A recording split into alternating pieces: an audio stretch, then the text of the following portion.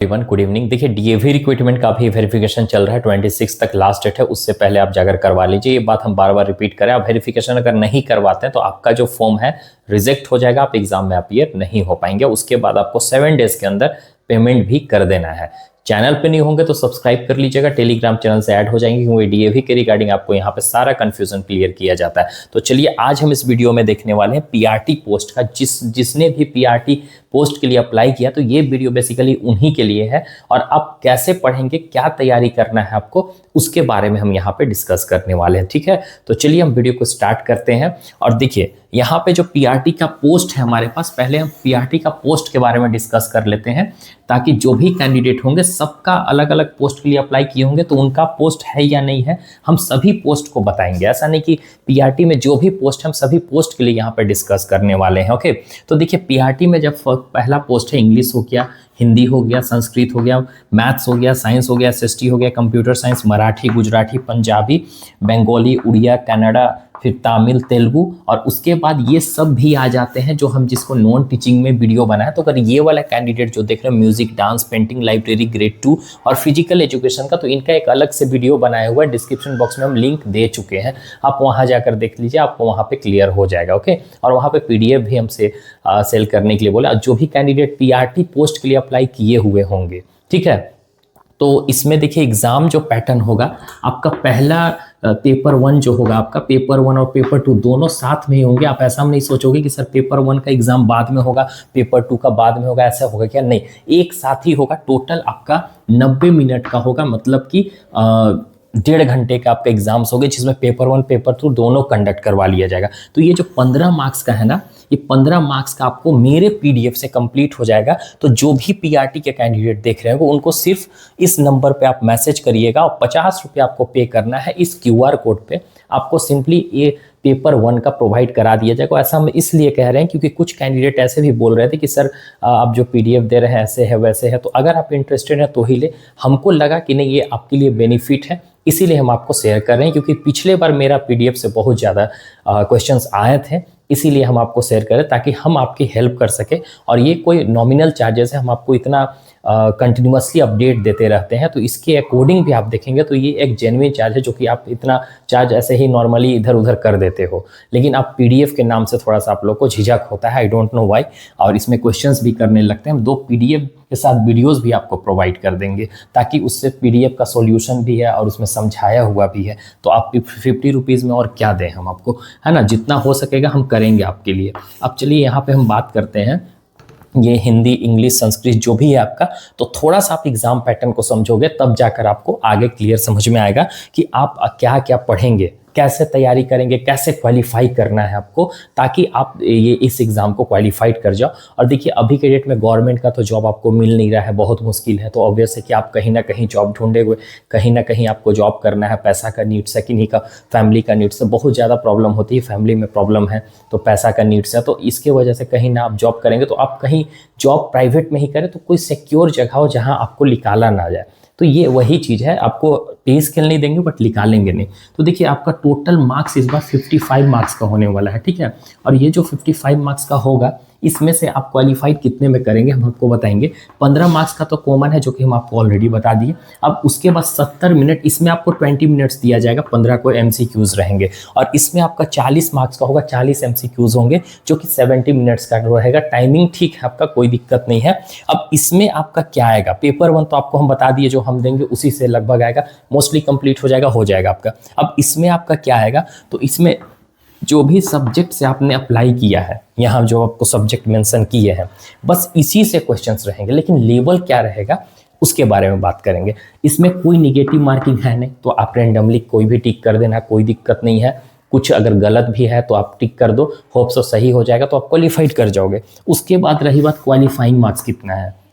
देखिए qualifying marks कहीं कोई आउट नहीं होती है, डीएवी वाले नहीं करते हैं, कोई यहाँ कुछ नहीं पता है। कोई कैंडिडेट ऐसा भी होता है कि आपको लगेगा कि नहीं वो क्वालिफाइड करने वाला है, लेकिन फिर भी वो क्वालिफाइड कर जाते हैं। तो इसका कोई क्राइटेरिया नहीं है। लेकिन हम आपको बता रहे हैं कि आप 55 में से 35 मार्क्स लेकर चलो, 60% के अराउंड, मतलब 60% आपका 33 होता है। तो आप 35 अगर ले आते हैं तो ऑब्वियस है कि आप क्वालिफाइड कर जाएंगे। ये मैक्सिमम मार्क्स हम आपको बता रहे हैं, इतना में आप क्वालिफाइड 100% कर जाओगे। तो आप माइंड सेट कर लेना कि आपका 15 मार्क्स इससे आपका हो जाएगा और 20 नंबर इससे आप कर लोगे। 50% तो एटलीस्ट बनाओगे। मान लीजिए 10-15 क्वेश्चन आपने सही बनाया और बाकी सब रेंडमली टिक करते हो, तो टिक करने के बाद कुछ ना 5 क्वेश्चन तो ऑब्वियस है कि सही हो ही जाएगा, तो ऐसे 35 आपका आ जाएगा, तो आप क्वालिफाइड कर जाओगे कितना भी लेवल टफ करेंगे तो। अब पहले हम आपको बुक प्रेफर कर दें कि आपको कौन सा बुक पढ़ना है। तो देखिए, आप पीआरटी के लिए अप्लाई किए हैं तो कौन से क्लास तक पढ़ना है, तो हम यहाँ सिंपली रेफर करेंगे 3 to 10th क्लास तक। अब 3 देखिए, 3 हो गया, 4 हो गया, 5 हो गया, 6 हो गया, तो ये सब मेनली आप लोग सब लगभग जानते हो, इसमें से इतना पढ़ने की आपको ज़रूरत नहीं है।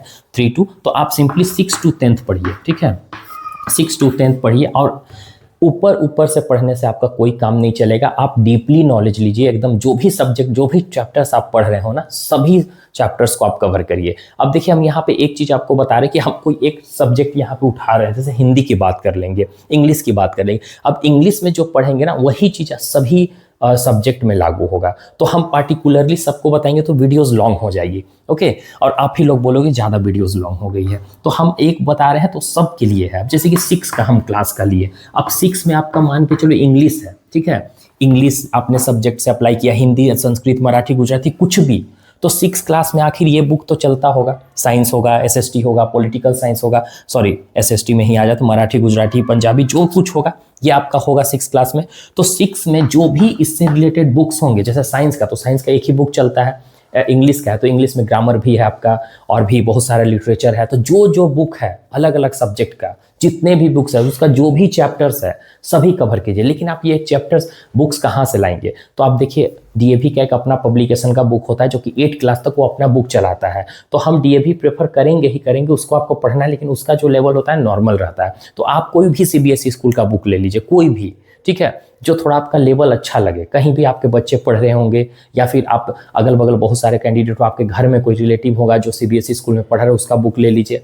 जो भी इंग्लिश है, हिंदी है, मैथ्स है, साइंस है, एसएसटी है, गुजराती, पंजाबी, जो भी आपने अप्लाई किया है उसका आप बुक ले लीजिए। अब बुक लेकर उसका सब चैप्टर्स को कवर कीजिए। अब सभी चैप्टर्स पढ़ना, ऐसे नहीं कि एक चैप्टर्स को स्किप करके ये चैप्टर हम पढ़े, सब चैप्टर पढ़िए। लेकिन अब यहाँ पे सवाल होती है कि सर इतना समय में सभी चैप्टर कैसे कवर करेंगे, तो देखिए, अब इसमें आपको एनालिसिस करना है कि कौन सा चैप्टर्स इंपॉर्टेंट, क्योंकि आप जो सब्जेक्ट से अप्लाई किए तो ज़्यादा बेटर आपको नॉलेज होगी कि हमको ये सब्जेक्ट्स हैं तो इसमें हमारा कितना मार्क्स, कौन सा चैप्टर्स इंपॉर्टेंट हो सकता है, ठीक है, तो वो चैप्टर्स आप ज़्यादा पढ़िए। अब देखिए, हम यहाँ पे कुछ और भी बताएंगे। जैसे 6 क्लास में मान के कोई भी चैप्टर ले लो, ठीक है, तो उस चैप्टर का जो लेवल होगा ना, आप क्लास 10 तक कम से कम पढ़ेंगे। हम कम से कम बात कर रहे हैं, यानी कि इसमें 11, 12 का भी क्वेश्चंस आते हैं, लेकिन आपको इस पे ध्यान नहीं देना है। रीज़न क्या कि इस पे आप ध्यान देंगे तो इधर वाला आप स्किप कर जाएंगे। मान के चलिए 40 मार्क्स का है, लेवल कितना भी हाई देगा, 20 नंबर का हाई देगा, ठीक है, 20 नंबर का हाई देगा।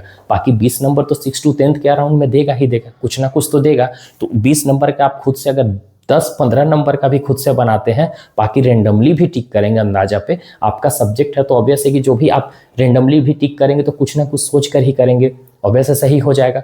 तो आप उतना टेंशन लेने की जरूरत है, 10 तक अच्छे से पढ़ जाइए। पीआरटी के लिए हम बात करें, लेवल इनका बहुत, आप जाएंगे भी ना वहाँ पे देखने की एग्जाम्स में, तो आपको ऐसा लगेगा कि हम जो एग्जाम दे रहे हैं वो पीजीटी, टीजीटी ऐसा लगने लगता है, कभी कभी टीजीटी लेवल तक का। तो आप 10 तक एकदम डीपली पढ़ना है, ऐसा नहीं कि ऊपर से पढ़ के चले गए, ऐसे में आप क्वालिफाइड नहीं करोगे, ठीक है।